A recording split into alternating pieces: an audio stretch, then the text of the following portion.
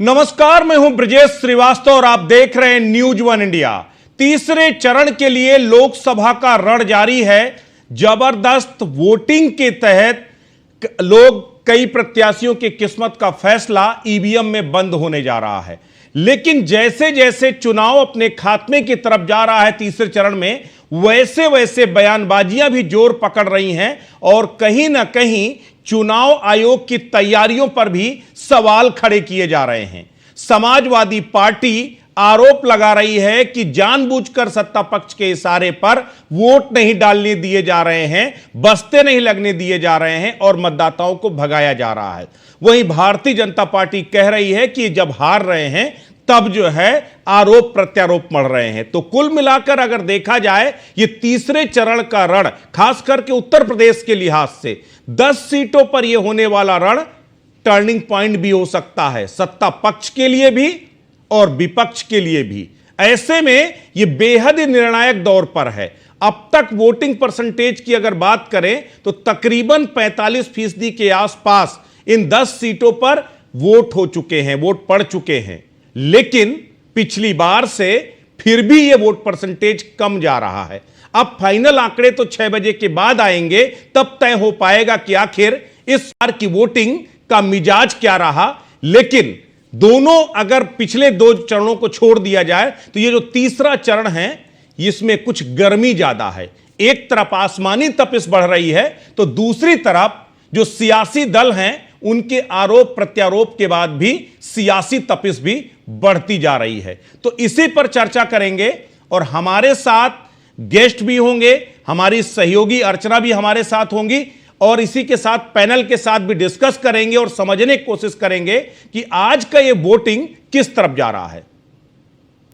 बिल्कुल बिल्कुल, आपने जैसे कि ब्रजेश जी आपने बताया भी कि किस तरह से तपिश भी बढ़ रही है और तीसरे चरण का क्योंकि मतदान भी जारी है और 3 बजे तक का वोटिंग परसेंटेज भी जैसा कि आपने बताया भी कि 47% तक हो गया है। और क्योंकि बीते चुनाव को देख ले, अगर हम बीते मतदान को देख लेते हैं तो फाइनल आंकड़ा जब आया था तो लगभग 55% तक रहा था, यानी कि पहले चरण के मतदान से कम था।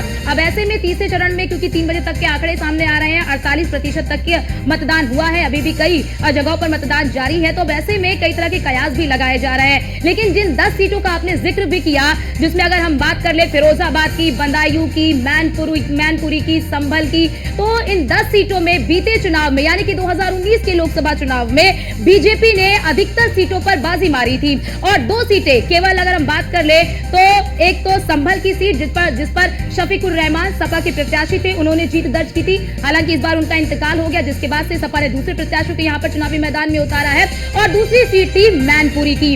हालांकि 2019 में मैनपुरी की सीट नेताजी स्वर्गीय मुलायम सिंह यादव ने उसे जीत लिया था, लेकिन उपचुनाव में ये सीट जो है सपा के खाते में ही रही। लेकिन अब ऐसे में देखना बहुत ज्यादा दिलचस्प हो जाता है कि तीसरे चरण में जिन 10 सीटों पर मतदान हो रहे हैं उन 10 सीटों को लेकर बीजेपी क्या इस वक्त क्योंकि आश्वस्त भी नजर आ रही है, बयानों का दौर भी जारी है। और इसी चुनाव के बीच में भी, इसी मतदान के बीच में हमने देखा कि किस तरह से लालू प्रसाद यादव का भी बयान निकल कर आया आरक्षण को लेकर। तो बिल्कुल कहीं ना कहीं तीसरे चरण के बाद जो चुनावी सरगर्मियां हैं वो बढ़ती जा रही हैं, सियासी रस्साकसी तेज होती जा रही है और इसी के साथ जुबान और ज्यादा तीखी होती जा रही है। इस तीखी होती जुबान के क्या सियासी मायने हैं, इसे भी समझेंगे। बिल्कुल आपने सही कहा कि किस तरह से और ये जो बयानबाजी की जा रही है इसका क्या फर्क पड़ेगा फिलहाल। लेकिन ये आपको 8 तस्वीरें दिखा रहा है आपकी टीवी स्क्रीन पर।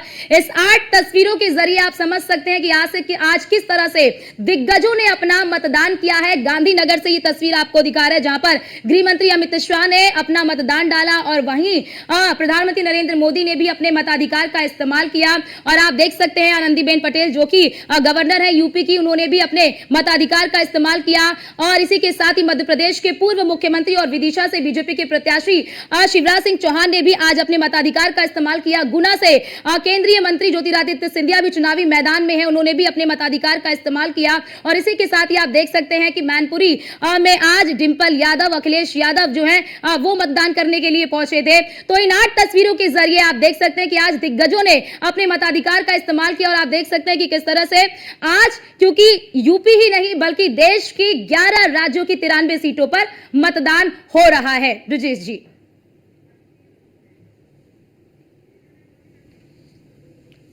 तो बिल्कुल लोकसभा का रण अपने सबाब पर है।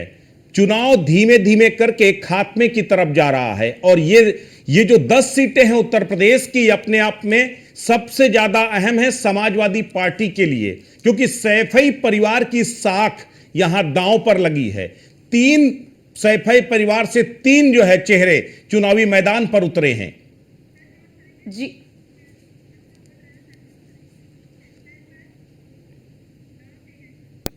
तो इसी 24 के महासंग्राम पर चर्चा करने के लिए हमारे साथ एक पूरा बड़ा वरिष्ठ पैनल जुड़ रहा है, जिसमें समाजवादी पार्टी की तरफ से हमारे साथ पूजा मिश्रा जुड़ रही हैं, प्रियंका गुप्ता कांग्रेस से हमारे साथ जुड़ रही हैं और मनोज पंडित जी बीजेपी के प्रवक्ता है वो हमारे साथ जुड़ रहे हैं।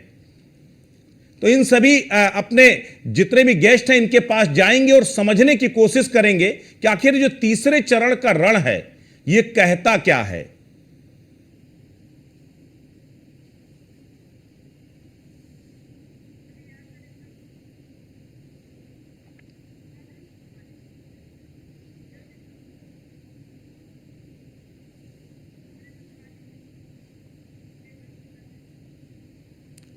तो लगातार वोटिंग जारी है और वोटिंग के साथ जो मिजाज है वो भी बिगड़ता जा रहा है, आरोप प्रत्यारोप लगते जा रहे हैं।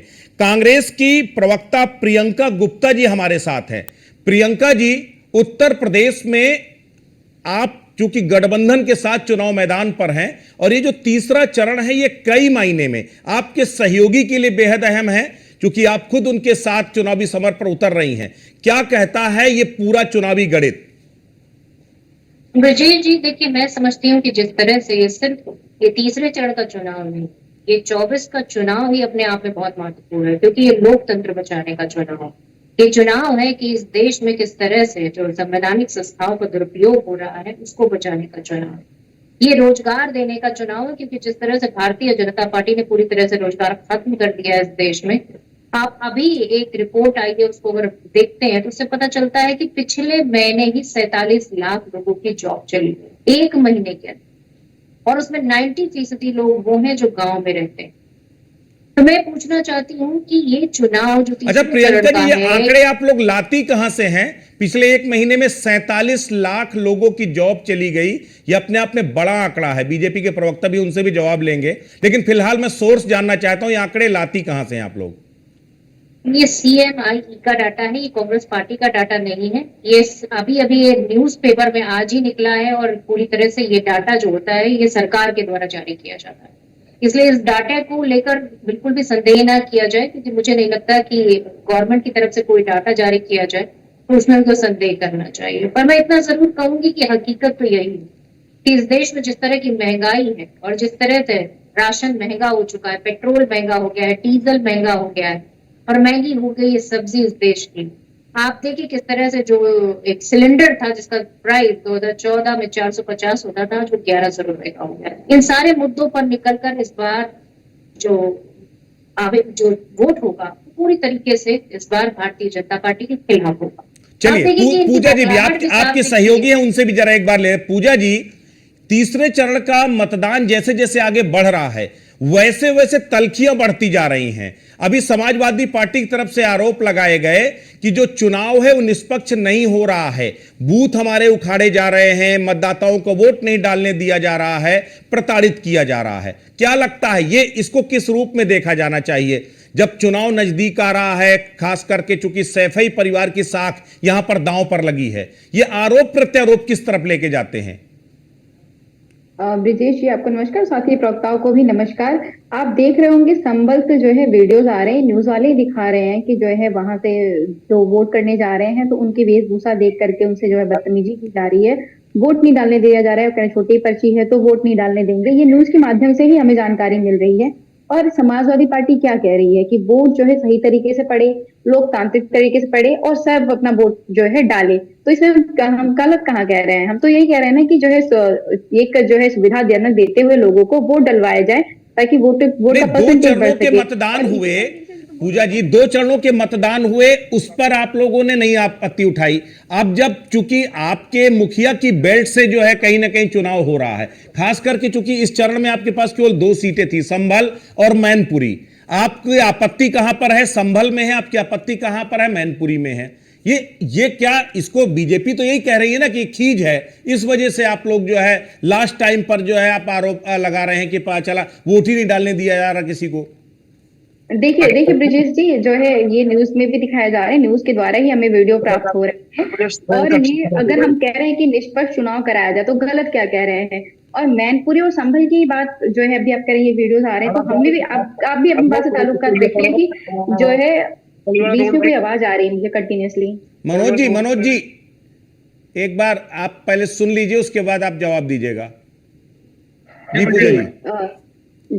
तो जो चुनाव चल रहे हैं, आप बताइए पहले फेज में जो है हमारे चुनाव हुआ, मुद्दों पे हम चुनाव लड़ रहे थे, मुद्दों की ही बात कर रहे थे। हमने क्या फर्स्ट फेज चुनाव होने के बाद में राजनीति में धर्म को ले आए? नहीं ले आए, हम धर्म को कभी नहीं लेके आए। उसके बाद में सेकंड फेज का भी चुनाव हुआ, हम बिल्कुल आराम से लोकतंत्र तरीके से हम लोगों से आवेदन करते रहे, उनसे जो है रिक्वेस्ट करते रहे कि आप लोकतंत्र का महोत्सव है उसको मनाइए, लोकतंत्र पे जाइए, वोट करिए। नहीं, ये आप मुझे बताइए, राम मंदिर बेकार की चीज है, इसे नहीं बनना चाहिए था, इस तरह के बयान आपके ही पार्टी के बड़े नेता दे रहे हैं, राम गोपाल यादव जी। क्या इस चुनाव को आप कहां लेके जाना चाहते हैं?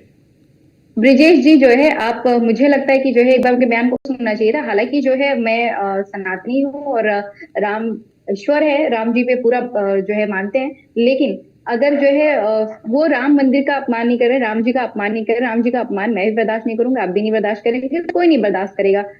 वो कह रहे हैं कि उनके हिसाब से जो है वास्तु के हिसाब से राम मंदिर नहीं बना, वही कह रहे हैं कि वास्तु के हिसाब से नहीं बना। अब उनके जो वास्तु का नॉलेज होगा उसके हिसाब से उनको लग रहा है मंदिर नहीं बना हुआ है, इसलिए वो कह रहे हैं कि राम मंदिर सही नहीं बना हुआ है। ये उनकी अपना विचार है कि वास्तु के हिसाब से नहीं बना, वास्तु के हिसाब से बना है। मतलब बाकी जो पार्टी के हित में है वो सबका विचार है, जो पार्टी के हित में नहीं वो अपना विचार है। मनोज पंडित जी, आपने मंदिर तो बनवा दिया लेकिन वास्तु के हिसाब से नहीं बनवाया, इसलिए आपकी ग्रहदशा खराब हो रही है। ब्रजेश भाई ऑलरेडी ये पहले भी तो बताया नहीं कि ये वास्तु के एक्सपर्ट हैं ये लोग। अगर ये पहले बताते कि ये लोग वास्तु के एक्सपर्ट है तो इनसे भी सब हम लोग राय ले लेते। हमने तो बुलाया, अगर ये आते गए, अब गए नहीं तो उनसे क्या चीज है। तो मेरा मानना है जिस जरा आप लोग को 1 मिनट रोकना चाहूंगा।